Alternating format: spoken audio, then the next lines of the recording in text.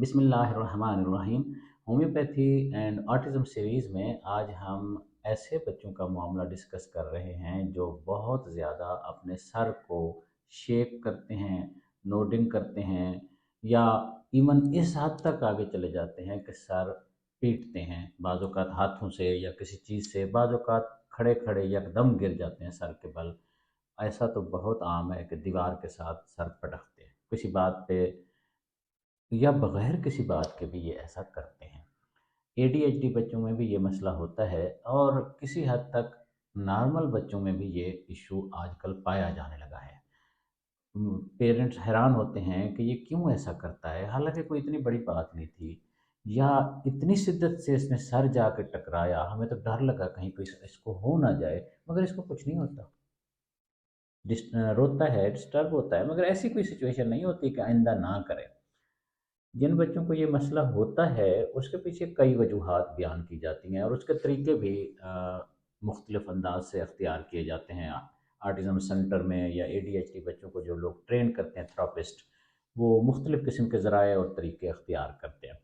आज हम थोड़ा सा डिस्कस करेंगे इसकी तफसील, ये क्यों होता है, किन बच्चों में होता है और ये किस तरह आप बग़ैर किसी किस्म की लंबी चौड़ी ट्रेनिंग्स या कोशिशों के होम्योपैथिक मेडिसिन से बहुत अच्छे तरीके से ईज़िली सॉल्व कर सकते हैं। सिर्फ़ यही मसला हल नहीं होगा, ये तो एंट्री पॉइंट है। हर ऑटिस्टिक बच्चा, हर एडीएचडी बच्चा और वैसे भी हर बच्चा बिल्कुल डिफ़रेंट है दूसरे तमाम बच्चों से। कुछ मसाइल इसके उससे मिल सकते हैं, कुछ उसके मसाइल इससे मिल सकते हैं। तो इसकी बुनियाद पे हमने नाम के साथ नहीं मेडिसिन देनी, हमने ओवरऑल टोटलिटी के साथ मेडिसिन देनी है। ये इश्यू जिन बच्चों में होता है, उसके और भी बहुत सारे मसाइल होते हैं। बाकी थेरेपी से ये इश्यू किसी न किसी कुछ न कुछ मैनेज हो जाता है, सप्रेस हो जाता है, हल नहीं होता। ट्रेनिंग जारी रहे, लर्निंग जारी रहे तो कुछ न कुछ उसका मसला निकल आता है, वो भी मैं डिस्कस करता हूँ। होम्योपैथिक मेडिसिन से ना सिर्फ ये मसला बगैर किसी स्ट्रगल के, कोशिश के, प्लानिंग के, मेहनत के हल हो सकता है, बल्कि इसके हल होने से बहुत सारे और भी इस बच्चे के, इवन बड़ा भी हो सकता है, उसके बहुत सारे और मसाइल भी अल्लाह के करम से सेट हो सकते हैं। आमतौर पर सर घुमाते हैं बच्चे स्पीड के साथ, यकदम हैरत होती है, ये नज़र आता है कि ये बच्चा नॉर्मल नहीं है। हेड बैंगिंग आमतौर पर टर्मिनोलॉजी है ऑटिज़म में जो इस्तेमाल की जाती है। सर पीटना है, सर को दीवार के साथ मारना है, सर को बहुत शेक करना है, वेव करना है बहुत वाज़ेह तौर पर, या सर को मारना है। और इसकी वजह आमतौर पर जो साइकोलॉजिस्ट बताते हैं या साइकियाट्रिस्ट भी बताते हैं, वो ये कहते हैं कि ये इनके दिमाग में कुछ हलचल मचती है, वो कोई अफेक्शन हो सकता है किसी भी किस्म का। हम होम्योपैथिक रेperटरी को जब आगे देखेंगे तो उसमें भी ये चीज़ बड़ी वाज़ेह है। जो पेशेंट ऑटिस्टिक नहीं होते, बड़े होते हैं या जिन उनमें भी ये चूँकि अलामत पाई जाती है, जब उनसे डिस्कस करते हैं या वो कैसे मैनेज करते हैं इसको, वो कहते हैं कि आम तौर पर ब्रेन में कोई अजीब-सी उलझन, दर्द, बहुत रेस्टलेसनेस पाई जाती है। जिस्म के बाकी हिस्सों पे तो आप खुजा सकते हैं, या मैंने ये कर लिया, ये कर लिया, ये कर लिया। अंदर की कुछ चीज़ों को आप मिसाल के तौर पर छींक से, खाँसी से अल्लाह ताला ने निज़ाम रखा है, कोई प्रॉब्लम हो रहा होता है तो हिल जाता है। दौड़-भाग से, एक्सरसाइज़ से, पसीने से, रोने से, खुश होने से कई चीज़ें अंदर की एडजस्ट हो जाती हैं। मगर ये जो इस एरिये में है, उसके लिए इंसान बिलअमूम ये करता है कि कोई ऐसी तकलीफ़ पहुँचाता है अपने आप को बैरूनी, मसलन अ, बच्चे काटते हैं, दाँत काटते हैं, बच्चे बड़े भी बच्चे भी अपने हाथ पे चोट पहुँचाते हैं। ये दीवार को जाके ठा करना, ये भी दरहकीकत अंदर की पेन को हटाने के लिए कि तवज्जो दिमाग की इधर हो जाती है। इससे जब टकराते हैं तो क्या होता है, बैंगिंग से क्या होता है, फिज़िकल पेन होता है जो ज़ाहिरी होता है और वो पता होता है कुछ देर में हल हो जाएगा। उससे तवज्जो हट जाएगी, जो अंदर बहुत शदीद किस्म की रेस्टलेसनेस है, पेन है, इरिटेशन है। यानी ये क्यों करते हैं? सेल्फ स्टिमुलेशन के लिए करते हैं, बच्चे हों या बड़े हों, चाहे उनको पता है या नहीं है।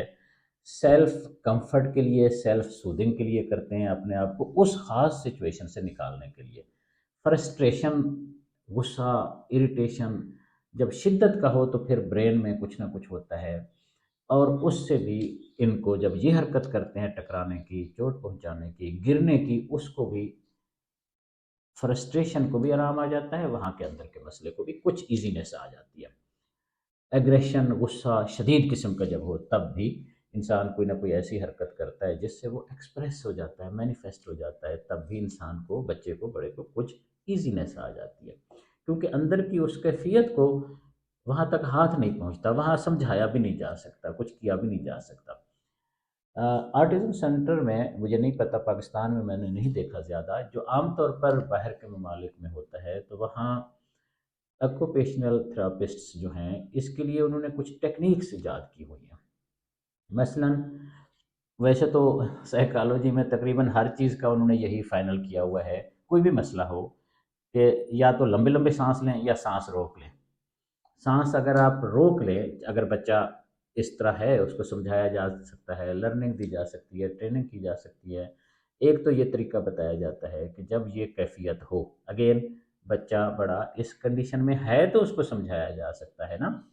अगर वो नहीं समझ सकता तो भी सेंटर में सारा दिन वो इतनी एक्टिविटी कराते हैं, सांस बंद करने की, यानी रोकने की, बंद नहीं, या सांस लंबा लेने की, इससे कुछ सूदिंग इफेक्ट आता है।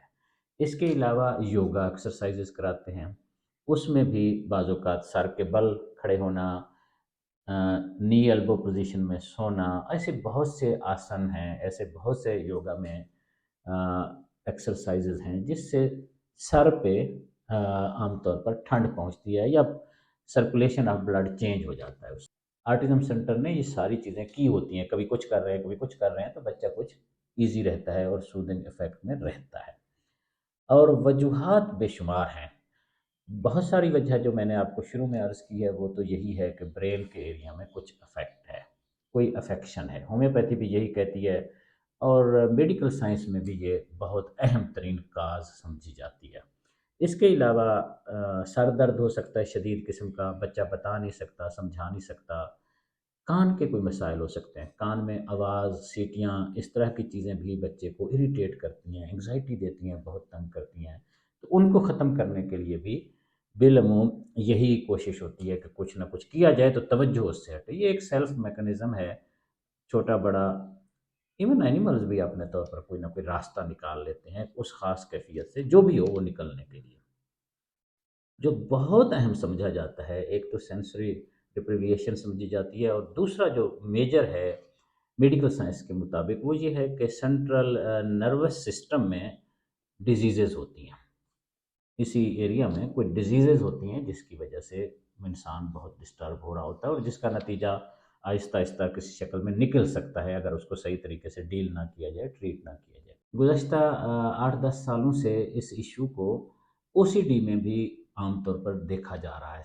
ओसीडी कंपल्शन होती है, इंसान मजबूर पाता है अपने आप को कि वो अपने आप को सेल्फ हार्म करे, कोई इंजरी पहुँचाए। जैसे कि मैंने बिल्कुल शुरू में कहा, कहीं और दर्द तकलीफ़ हो जिसके नतीजे में वहाँ से तवज्जो हटे।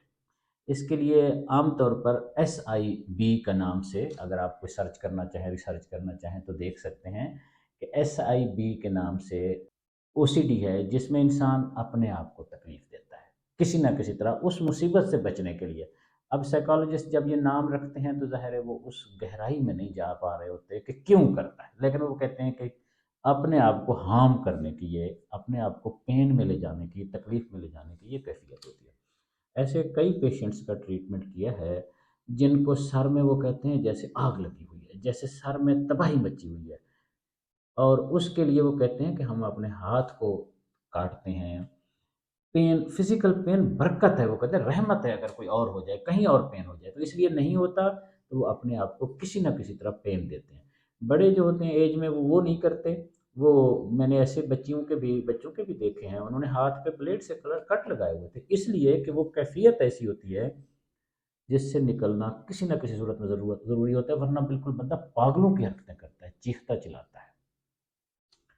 जैसा कि मैंने अर्ज़ किया है कि होम्योपैथी में इसका सॉल्यूशन बड़ा आसान है, और वो है एक मेडिसिन। लेकिन उससे पहले हम रूब्रिक को देखते हैं, जो मैंने सारी तफ़सील बयान की है। होम्योपैथिक लिटरेचर में ये टॉपिक, ये रूब्रिक, ये अलामत किस खूबसूरती से आई हुई है, आप देखिए, मुलाहिज़ा कीजिए। होम्योपैथी में माइंड चैप्टर के अंदर है मोशंस ऑफ हेड, उसके अंदर ब्रैकेट है शेकिंग, नोडिंग, वेविंग, ईटीसी। कुछ भी करता है हरकत, जामे लफ्ज हो गया ना, सर में कोई भी हरकत करता है, नोडिंग है हिलाता है, शेक करता है, वेव करता है, सर को बार बार रूटीन से बहुत हट के एक पैटर्न बन जाता है सर को बहुत ज़्यादा हिलाने का।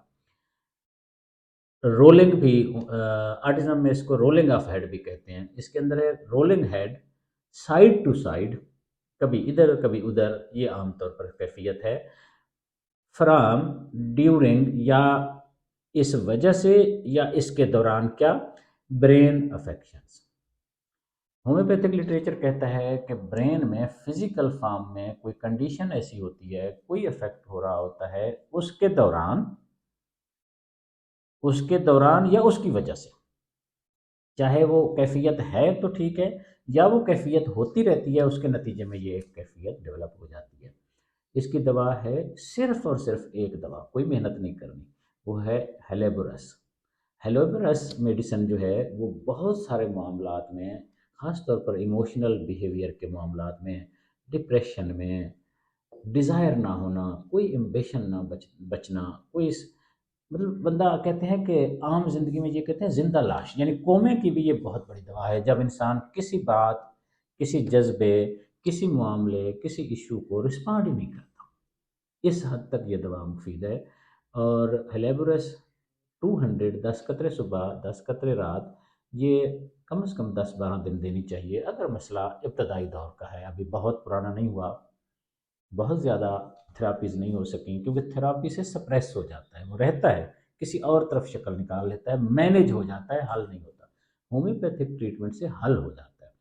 अगर बहुत थेरापीज़ नहीं हुई, ट्रेनिंग्स नहीं हुई, अगर मेडिसिन काफ़ी ज़्यादा नहीं ली गई, तो ये 10-12 दिन लेना ही ना सिर्फ इस मसले को हल करेगा, बल्कि अंदर जो मसला है ब्रेन का, उसको हल करेगा, जिसके नतीजे में ये होगा। सारी थेरापीज़ जो हमने डिस्कस की हैं, सारे तरीके, टेक्निक्स असल मसले को नहीं हल करते, रूट काज उसी तरह रहती है, तवज्जो हटने के लिए सारा काम करते हैं। आप सोचें कि इलाज क्या हुआ, ट्रेनिंग क्या हुई, एक्सरसाइज क्या हुई, रूट काज तो उसी तरह खड़ा है। ब्रेन में जो कुछ हो रहा है वो हो रहा है, वो होता रहेगा। अगर कोई बीमारी एस्टेब्लिश हो रही है तो वो बढ़ती चली जाएगी, क्योंकि वो तो इन चीज़ों से नहीं रुकने वाली, जो आप जिस तरह सांस रोकना और सांस खोलना कर लेंगे। एनी हाउ, मेडिसिन के हिसाब से ये अहम तरीन दवा है हेलेबोरस। 10-12 दिन लेना बिलमूम काफ़ी होता है। अगर प्रॉब्लम बहुत हों, ट्रीटमेंट काफ़ी करा चुके हों, दवाइयाँ बहुत ली हों, ट्रेनिंग्स लर्निंग बहुत हो चुकी हों, फिर सही मशवरा ये है, एक ज़िम्मेदार होम्योपैथिक डॉक्टर से प्रॉपर ट्रीटमेंट कराना चाहिए। वो ये देखेगा कि हेलेबोरस की कब ज़रूरत है, ऐसे शुरू नहीं कर देनी, बाज़-औक़ात पहले कुछ हमवार करना होता है तरीका और रास्ता, और भी कोई मसले बाज़-औक़ात लेयर्स ऊपर आई होती हैं, उनको भी सॉर्ट आउट करना होता है। परवरदिगार हम सबको अपनी अमान में रखे। शुक्रिया।